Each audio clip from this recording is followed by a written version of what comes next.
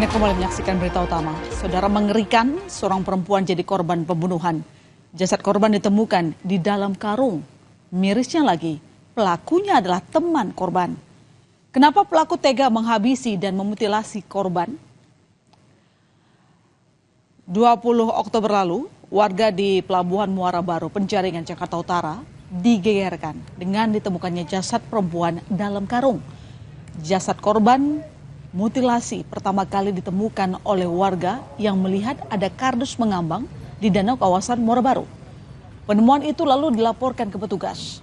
Polisi lantas langsung melakukan olah tempat kejadian perkara, serta memeriksa 2 orang saksi dan membawa sejumlah barang bukti hasil temuan di lokasi kejadian.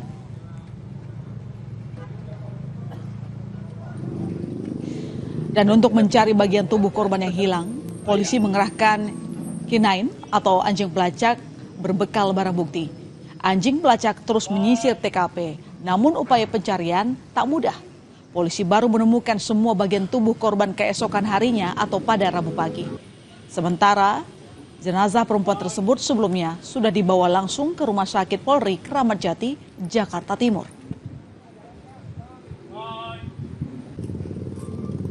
Jenazah sedang kami bawa di Rumah Sakit Polri untuk kita laksanakan otopsi dan identifikasi. Temukan itu di dalam karung ditutup oleh kardus. Ini kami sedang melakukan pencarian. Kami juga akan menurunkan tim dari K9 untuk melakukan penyisiran di sekitar TKP. Dan setelah melakukan pemeriksaan, polisi akhirnya berhasil mengungkap identitas korban dan langsung menghubungi keluarga korban. Korban diketahui warga Banten berusia 40 tahun. SH merupakan seorang ibu rumah tangga. Menyedihkan. Kematian korban meninggalkan luka mendalam di hati keluarga, terutama keempat anaknya. Mimpi buruk. Ibu mereka ternyata tewas dibunuh.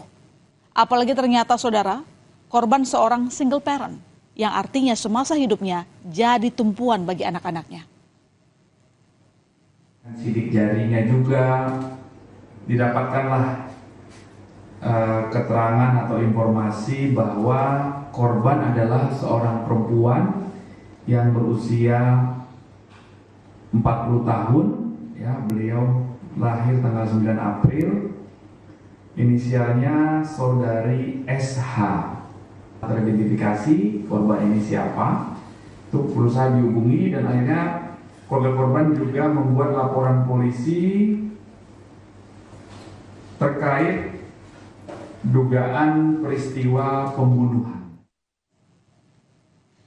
Sebelum menghilang hingga akhirnya diketahui meninggal dunia dalam kondisi yang mengenaskan, SH korban seperti biasa berangkat dari rumah dan pamit untuk bekerja. Namun, keluarga korban sempat sedikit cemas lantaran korban tak memberi pesan apapun seperti biasanya setelah pamit untuk bekerja. Sang anak juga mencoba menghubungi korban melalui WhatsApp, namun tak ada jawaban. Meski begitu, keluarga korban tak begitu gelisah karena mereka yakin kalau SH baik-baik saja setelah sebelumnya masih berpamitan untuk bekerja. Selama ini SH akan pulang untuk beristirahat saja. Namun nyatanya fakta pahit yang terjadi. SH meninggal dan keluarga korban hanya bisa menerima keadaan dengan dibalut kesedihan. Suasana rumah menjadi hampa. Keluarga korban sama sekali tak menaruh curiga selama ini. Setelah 2 hari sebelum korban ditemukan tewas, mereka masih berkomunikasi. Dari kami sih itu terakhir ketemu Minggu. Sabtu Minggu itu masih ketemu gitu ya, masih jalan kayak daily biasa aja, kayak hari-hari biasa aja, normal gitu ya, nggak ada yang aneh. Jadi Sabtu Minggu itu masih ketemu. Dan karena memang hari-hari aktivitas hari-harinya dia itu cuma kerja aja. Jadi datang ke sini, pulang istirahat gitu ya, terus besoknya jalan lagi ke Jakarta kerja, udah. Dan misteri kasus pembunuhan ibu rumah tangga di Dermaga Muara Baru, Penjaringan, Jakarta akhirnya terungkap. Polisi berhasil menangkap tersangka di rumahnya, tak jauh dari lokasi penemuan jasad korban. Tersangka Fauzan Fahmi, berusia 43 tahun, selama ini bekerja sebagai tengkulak ikan di Pelabuhan Muara Baru dan tukang potong hewan. Yang bikin geleng-geleng kepala saudara, pelaku adalah teman korban sendiri.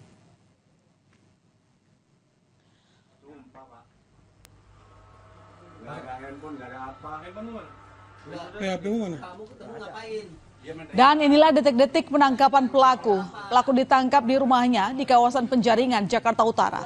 Saat ditangkap, pelaku sempat melawan, tidak mengakui perbuatannya. Selain menangkap pelaku, polisi juga menyita senjata tajam yang diduga digunakan untuk membunuh korban. Pelaku lantas ditahan di Mapolda Metro Jaya untuk dilakukan penyelidikan lebih lanjut terkait apa motif pelaku menghabisi nyawa korban SH.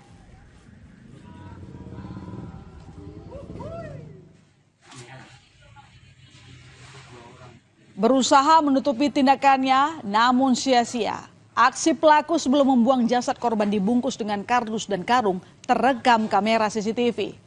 Dalam rekaman tersebut, pelaku terlihat membawa jasad korban dengan gerobak dibantu oleh seseorang sehari sebelum jasad korban ditemukan. Warga yang melihat pelaku bawa kardus besar sama sekali tak menaruh curiga. Ini karena warga sudah sering melihat pelaku membawa karung besar berisi ikan. Dari CCTV sini, si pelaku yang mendorong lori, yang baju merah, yang megang lorinya. Siapa baju merah itu siapa, Pak?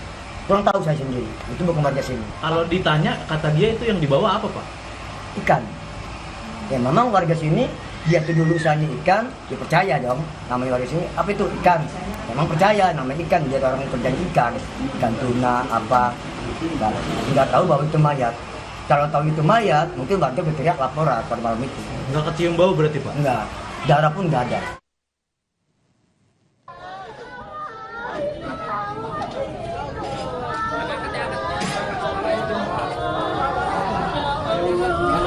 Kini korban SH pergi untuk selamanya.